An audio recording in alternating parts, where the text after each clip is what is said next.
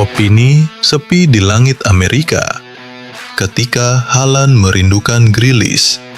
Dalam dunia sepak bola yang serba profesional dan kompetitif, ada satu hal yang tetap tidak bisa disembunyikan: pertemanan tulus antar pemain.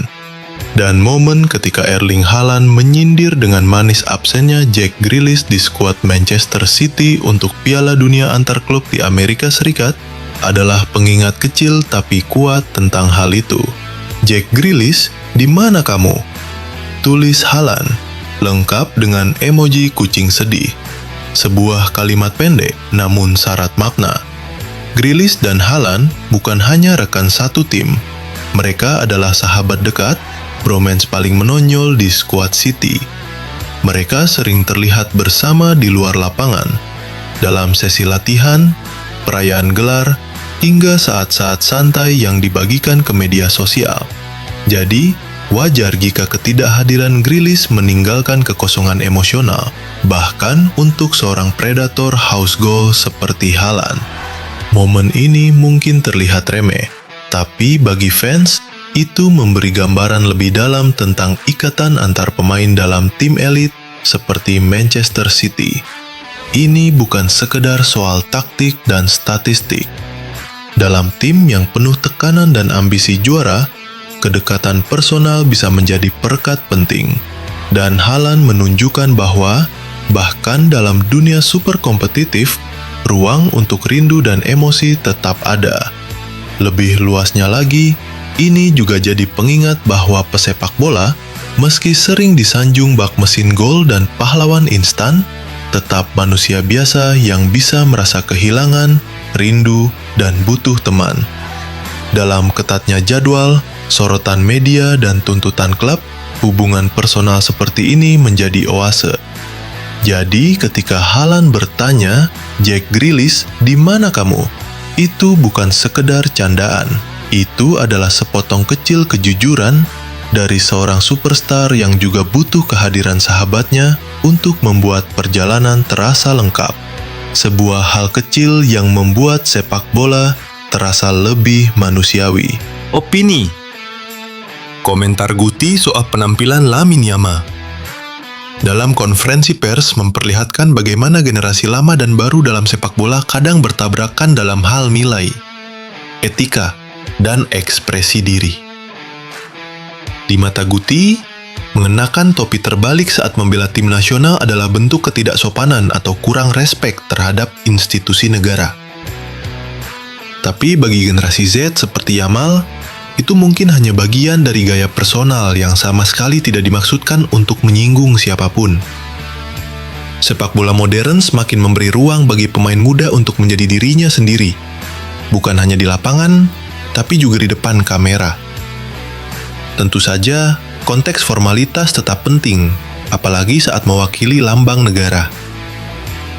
Tapi kita juga perlu sadar bahwa dunia sudah berubah. Seorang pemain bisa profesional tanpa harus selalu tampil kaku. Guti punya hak untuk mengungkapkan ketidaksetujuannya.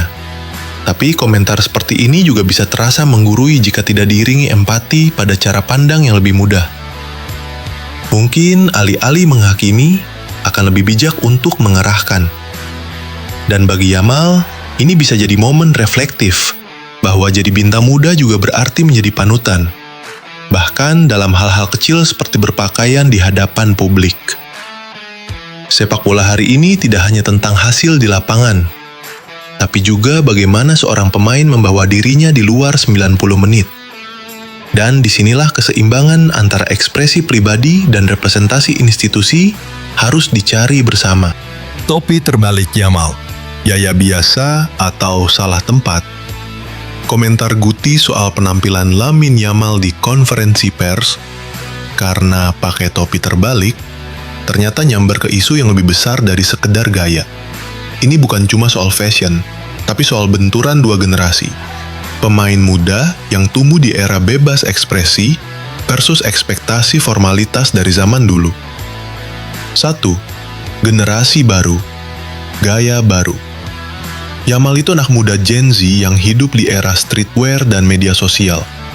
Buat dia, pakai topi terbalik itu gaya, bukan kurang sopan. Itu bagian dari kepribadian dan cara nunjukin identitas. Jadi, wajar kalau dia tampil sesuai gayanya, apalagi di usia belia. Tapi 2. Guti dan standar lama.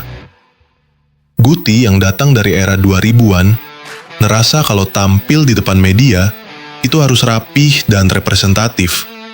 Ketika pakai lambang negara di dada, lo bukan cuma diri lo sendiri, lo bawa nama tim nasional. Nah, disinilah muncul gesekan. Yang satu ngerasa bebas ekspresi, yang satu lagi ngelihat ini sebagai momen resmi yang kudu dijaga. 3. Bukan cuma soal topi, tapi simbol.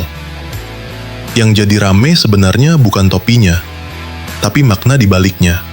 Apakah pemain muda sekarang udah terlalu bebas sampai lupa konteks? Atau justru ini saatnya sepak bola ngejalanin rebranding, di mana tampil otentik itu juga bagian dari jadi profesional? 4. Efek tercitra pemain. Yamal masih 17 tahun, tapi spotlight-nya udah segede pemain senior. Satu gaya kecil bisa jadi bahan debat nasional. Ini pelajaran penting buat semua pemain muda, bahwa di level atas, persepsi bisa lebih ramai dari kenyataan. Paham kapan bisa tampil nyantai, dan kapan harus tampil proper. Itu bagian dari kematangan. Topi terbalik ini kelihatannya sepele, tapi jadi simbol benturan dua dunia, yang mau tampil bebas versus yang nuntut representasi formal. Guti mungkin terlalu konservatif, tapi pesannya ada benarnya. Konteks tetap penting. Yamal juga nggak salah, tapi dia dan semua pemain muda butuh arahan, bukan larangan. Karena jadi profesional di era sekarang bukan soal harus ngikutin gaya lama, tapi tahu kapan harus jadi diri sendiri dan kapan harus mewakili sesuatu yang lebih besar.